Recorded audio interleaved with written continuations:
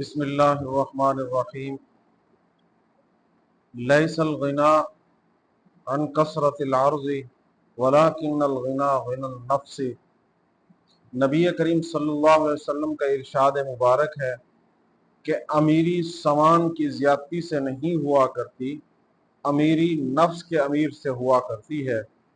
یعنی اگر انسان کے پاس مال و متاع جتنا زیادہ ہوگا وہ اتنا اللہ سے غافل ہوتا چلا جائے گا، اور جب انسان کا نفس امیر ہوگا، مالدار ہوگا، وہ اللہ کے دیے ہوئے پر خوش اور شکر ادا کرتا ہوگا، تھوڑا یا زیادہ جتنا بھی اس کو ملے گا وہ اس کا شکریہ ادا کرے گا۔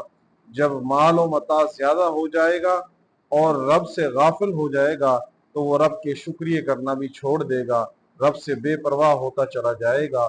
تو اس لیے مال و متاع کے زیادتی سے کوئی انسان امیر نہیں ہوا کرتا، بلکہ اصل امیر یہ ہے کہ آپ کا نفس امیر ہو، اللہ جتنا دے اس سے خرچ کرنے کی اس کی توفیق اس کو ہو اور اس کا شکریہ ادا کرنے والا بنتا چلا جائے، یہ اصل میں امیری ہوا کرتی ہے۔